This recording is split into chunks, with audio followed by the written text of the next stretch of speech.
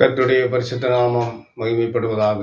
இந்த நாளிலும் கூட கர்த்தருடைய நாமத்தில் உங்களை மறுபடியுமாக இந்த வீடியோ மூலமாக சந்திப்பதில் உங்களை கர்த்தருக்குள் மகிழ்ச்சி அடைகிறேன்.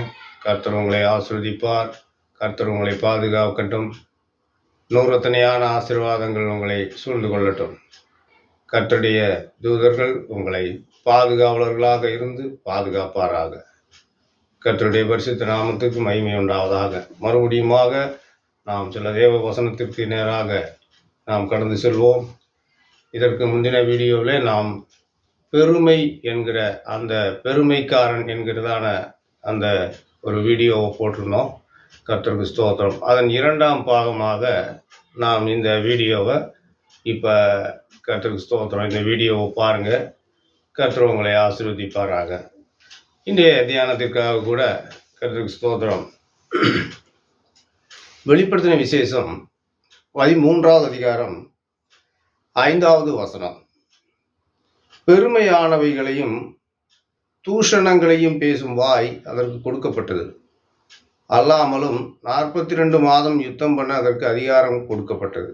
அது தேவனை தூசிக்கும்படி தன் வாயை திறந்து அவருடைய நாமத்தையும் அவருடைய வாசஸ்தலத்தையும் பரலோகத்தில் வாசமாய் இருக்கிறவர்களையும் தூஷித்தது. மேலும் பரிசுத்தவான்களோடு யுத்தம் பண்ணி அவர்களை ஜெயிக்கும்படிக்கு அதுக்கு அதிகாரம் கொடுக்கப்பட்டதும் அல்லாமல் ஒவ்வொரு கோத்திரத்தின் மேலும் பாஷைக்காரர் மேலும் ஜாதிகள் மேலும் அதற்கு அதிகாரம் கொடுக்கப்பட்டது. எனக்கருமையான தேவனுடைய பிள்ளைகளே, இந்த நாட்டிலும் கூட நாம் வாசிக்கிற நாம் சிந்திக்கக்கூடிய விஷயம் என்னன்னு கேட்டீங்கன்னா பெருமை.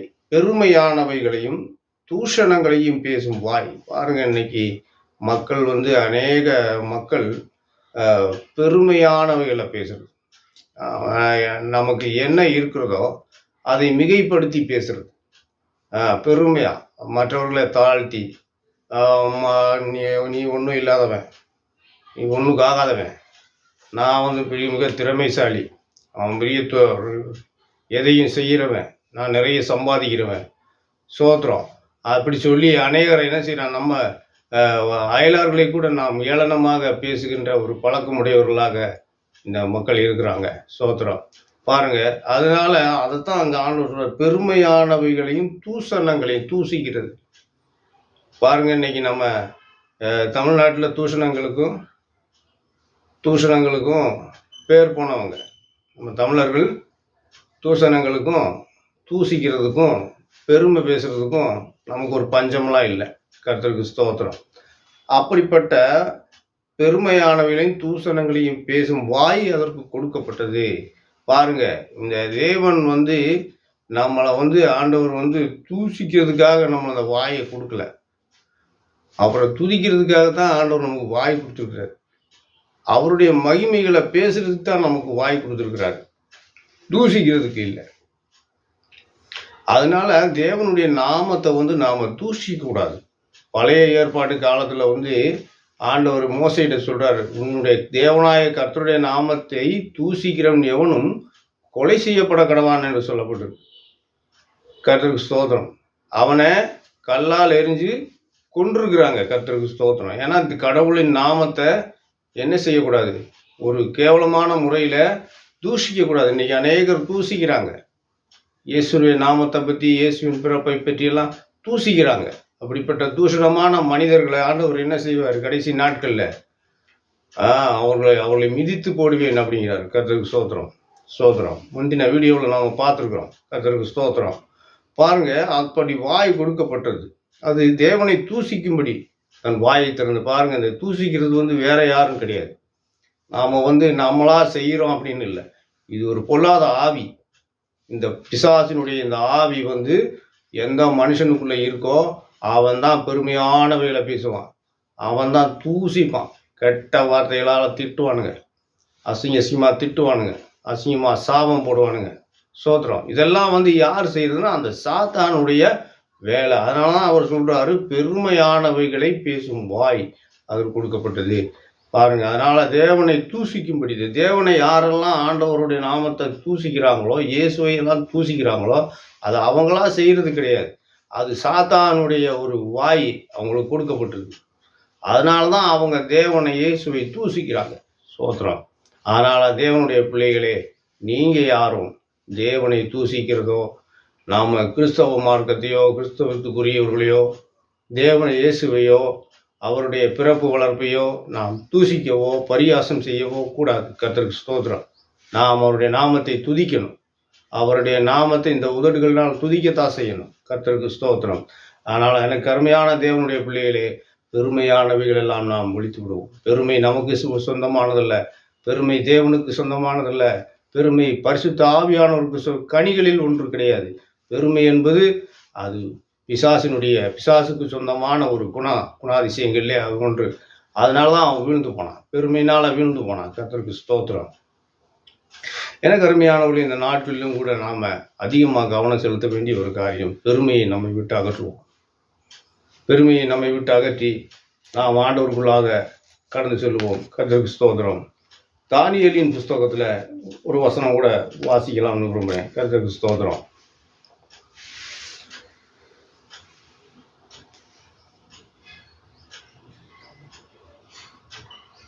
25 தானியேல் 8:25 சொல்லப்பட்டிருக்கு.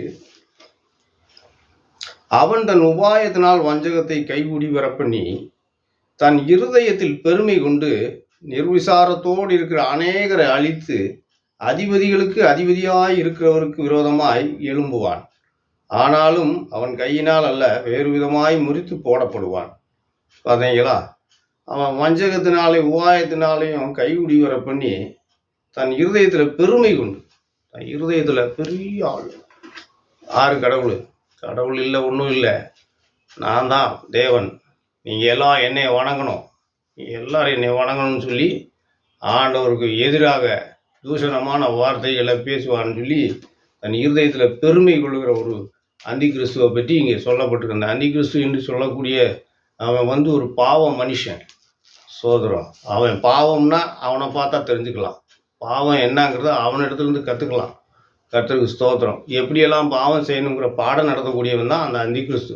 அவனுக்குள்ளே தான் பாவம், அக்கிரமம் எல்லாம் இருக்குது. அவன் அக்கிரமக்காரன் என்றும் பாவ மனுஷன் என்று சொல்லப்பட்டிருக்கு. கர்த்தருக்கு ஸ்தோத்திரம். அதனால் அப்போ அந்த மனுஷனுக்கு தான் பெருமையானவைகளை பேசும் வாயும், தேவனை தூசிக்கிறதும், தேவதூதர்களை தூசிக்கிறது, இதெல்லாம் அந்த வாய் அவனுக்கு இருக்குது. அந்த பிசாசுக்கு தான் இருக்குது. அவன்தான் அவனுடைய ஆட்கள் மூலமாக இப்படிப்பட்ட பெருமையானவைகளை பேசுறது, மற்றவர்களை பரியாசம் பண்ணுறது, இதெல்லாம் அவன் கொண்டு வர்ற வேலை. அதனால் தேவனுடைய பிள்ளைகளே, உங்களுக்குள் இந்த பெருமை இருக்கக்கூடாது. கிறிஸ்தவ பிள்ளைகள், ரட்சிக்கப்பட்ட பிள்ளைகளுக்குள்ளே இந்த பெருமை, இந்த வீண் டம்பம் நமக்குள் இருக்கக்கூடாது.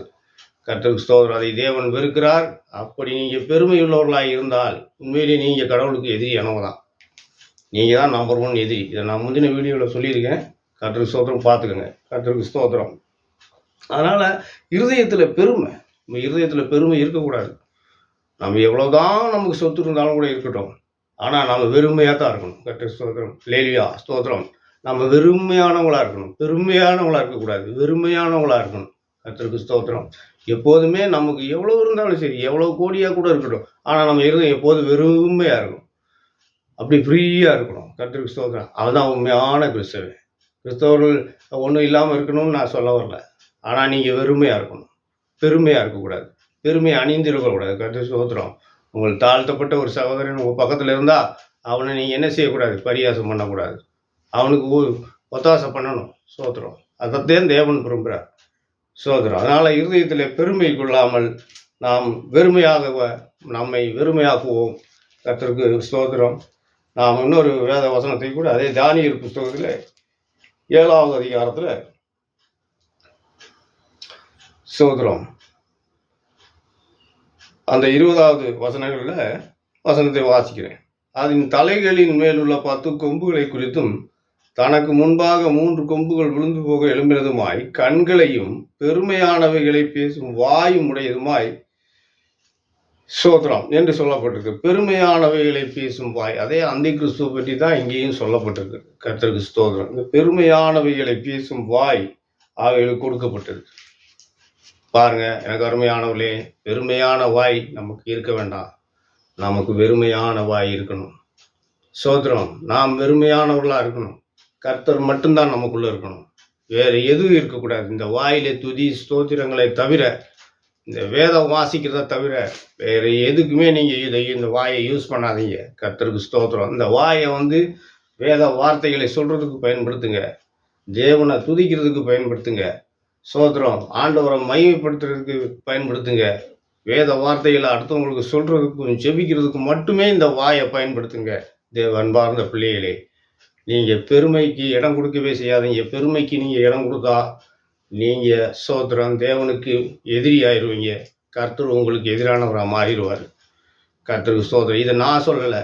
இந்த வேத வசனங்கள் இப்பொழுது சொல்லப்படுகிற அத்தனை வேத வசனங்கள்லையுமே இது இருக்கிறது. நீங்கள் பார்த்துக்கலாம். கர்த்தருக்கு ஸ்தோத்திரம். இதே தானியேல் புஸ்தகத்தில் கர்த்தருக்கு ஸ்தோத்திரம் 4வது அதிகாரத்தில் 30வது வசனத்தில் 29, 30 வாசிக்கிறேன்.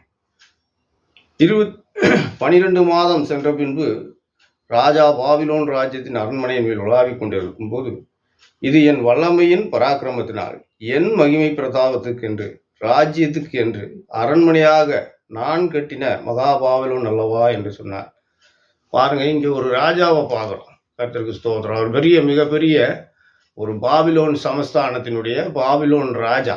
அது இன்றைய ஈரான், ஈராக் என்று சொல்லக்கூடியதான இந்த நாடு அன்றைய பாபிலோனாக இருந்தது. கர்த்தருக்கு ஸ்தோத்திரம். 120 நாடுகளை ஸ்தோத்திரம் அரசாட்சி செய்த மன்னர்களில் இவரும் ஒரு ஆள். கர்த்தருக்கு ஸ்தோத்திரம். அருமையான தேவனுடைய பிள்ளைகளை, இப்படி இருக்கும்போது இவர் ரொம்ப கர்வமாயிட்டார். ஏன்னா 120 நாடுகளை, இந்தியா முதல் எத்தியோப்பியா தேசம் வரைக்கும் இந்த நாடுகளை இவங்க ஆட்சி செஞ்சுருக்கிறாங்க, இந்த பாபிலோனிய அரசர்கள். கர்த்தருக்கு ஸ்தோத்திரம். அதனால் எனக்கு அருமையானவர்களே, அவருக்கு ரொம்ப கர்வமாயிருச்சு. என்னை விட நான் தான் கடவுள், என்னைய எதுக்கிறதுக்கு இந்த பூமியில் எவன் இருக்கான் என்று சொல்லக்கூடிய அளவுக்கு அவர் பெரிய ஒரு கர்வமாகவும் பெருமை அடைஞ்சிட்டார், மேட்டிமை ஆகிட்டார். அப்போ தான் ஆண்டவர் சொல்கிறாரு, சரி இன்னி இவனை இப்படி விட்டால் சரி வராதுன்ட்டு ஒரு தூதனை அனுப்பி எச்சரிக்கை கொடுக்குறார் ஒரு சொப்பனத்தில். அந்த சொப்பனத்துக்கு தானியேல் விளக்கம் கொடுக்குறார். ஆனால் கடைசியில் அவர் அதை ஒன்றும் கண்டுக்கிறல. இந்த ஆளு சும்மா ஏதோ ஜோசியக்காரன் சொல்கிறான், இந்த ஞானி ஏதோ ஒரு விளக்கம் சொல்கிறாரு, அது உண்மையாக இருக்கிறதுக்கு வாய்ப்பு இல்லைன்ட்டு அவர் பாட்டில் இருக்கார். அப்போ ஒரு நாள் அந்த அரண்மனையுடைய அந்த உப்பரிகையில் அந்த மேலே உச்சியில் உலாத்துறார். உலாவி கொண்டு இருக்கும்போது என்ன சொல்கிறான்னு கேட்டால், 12 மாதத்துக்கு பிறகு, ஒரு வருஷம் ஆயிடுச்சு இது எச்சரிக்கை கொடுத்து. கர்த்தருக்கு ஸ்தோத்திரம். அப்போ நான் சொல்லப்பட்டிருக்கு ஸ்தோத்திரம்,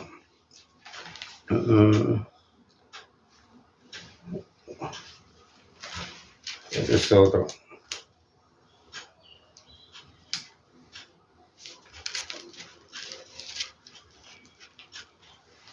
அவர் என் ராஜ்யத்துக்கு நான் கட்டின மகாபாபிலோன் அல்லவா அப்படின்னு சொல்றார். அதாவது அவர் என்ன சொல்றாருன்னா, அவருடைய கைப்படையா அவர் கட்டினேன் அப்படின்னு சொல்றார். கர்த்தருக்கு ஸ்தோத்திரம்.